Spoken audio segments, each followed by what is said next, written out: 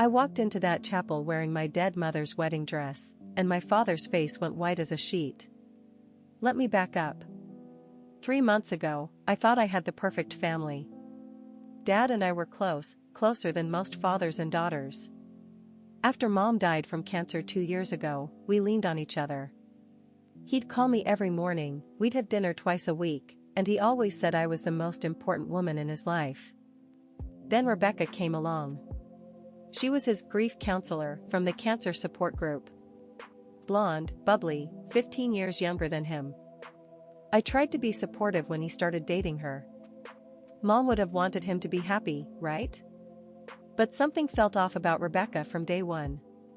She'd make these little comments.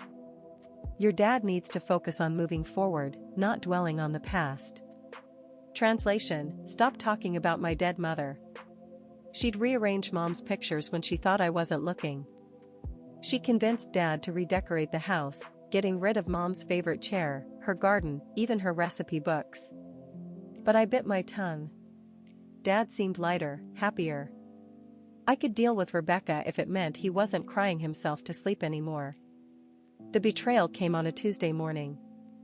I was at Dad's house, looking for my old yearbooks in the attic, when I found a box hidden behind the Christmas decorations. Inside were legal documents that made my blood run cold. Rebecca hadn't just been dating my father. She'd been slowly, systematically stealing from him. Bank statements showed transfers I'd never seen. She'd convinced him to put her name on accounts, to change his will, to take out loans against the house. My house. My inheritance. My mother's legacy. But the worst part? At the bottom of the box was a letter in Rebecca's handwriting. A letter to someone named Marcus, talking about the plan and how she was almost done bleeding the old man dry. She called my father pathetic. She called me a clingy little daddy's girl who needs to get a life. She was playing the long game, and we were both her marks. My hands shook as I photographed everything. My heart was pounding so hard I thought it might explode. This woman had spent a year manipulating my grieving father, stealing his money, and laughing about it behind our backs. I confronted Dad that night. Showed him the documents. The letter. Everything. He didn't believe me. Rebecca loves me, he said, his voice breaking. You're just jealous that I'm moving on from your mother. Those words hit like a physical blow. I'd supported him through everything, his grief, his depression, his slow journey back to life. And now he was choosing her over me. Over the truth. Dad, look at the evidence. I think you should go, he said quietly. And don't come back until you can accept that Rebecca is going to be part of this family. I left his house that night feeling like I'd lost both parents. For weeks, I spiraled. I couldn't eat. Couldn't sleep. My friends tried to help, but how do you explain that your father chose a con artist over his own daughter? I felt crazy, like maybe I was the problem. Maybe I was just a jealous daughter who couldn't let go. Then my friend Sarah, who works at the courthouse, called me with devastating news. Your dad applied for a marriage license, she said softly. The wedding is this Saturday. Private ceremony at that little chapel on Elm Street. He was marrying her. In secret. Without even telling me. That's when something inside me snapped. Not broke, snapped. Like a rubber band that had been stretched too far. I wasn't going to let this happen. Not to Dad. Not to Mom's memory. Not to me. I spent the next 3 days planning. I made copies of all the evidence, bank statements, the letter, everything. I contacted Marcus, the man Rebecca had been writing to. Turns out he was her boyfriend, and yes, she'd done this before. To 3 other widowers in different states. I also made one more decision. If Dad wanted to marry a woman in secret, then his daughter was going to show up in style.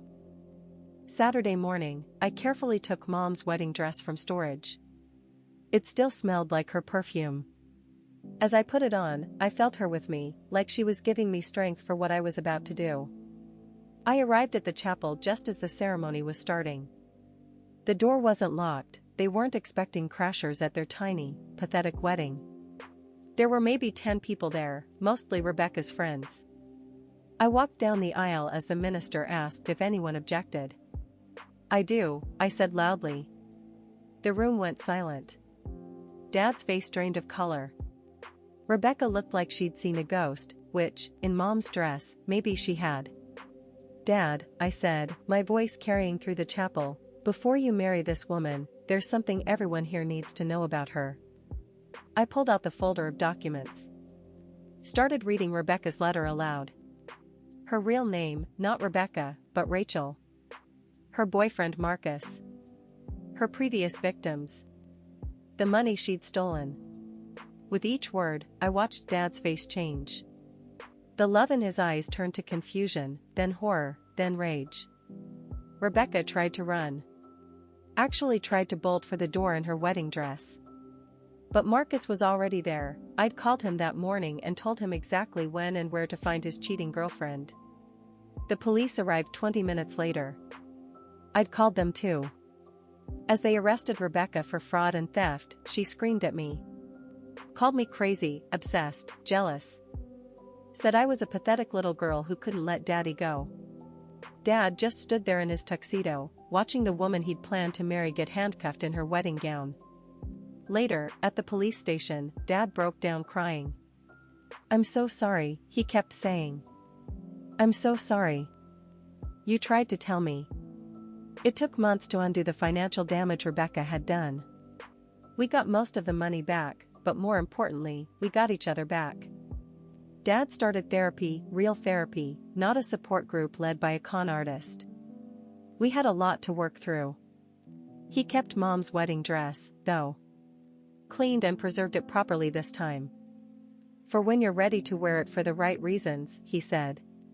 Last month, Rebecca was sentenced to 5 years in prison. Turns out she'd been running this scam for over a decade, targeting grieving widowers across the country. The prosecutor said my evidence helped them build cases against her for multiple victims. Dad still struggles with the guilt and embarrassment. But we're rebuilding our relationship on honesty this time. No more secrets. No more blind trust. And I learned something important: sometimes protecting the people you love means being willing to be the villain in their story, at least temporarily. Sometimes love looks like crashing a wedding in your dead mother's dress and destroying the fantasy to reveal the truth. Because the truth might hurt, but lies destroy everything. Have you experienced something like this? Tell me in the comments.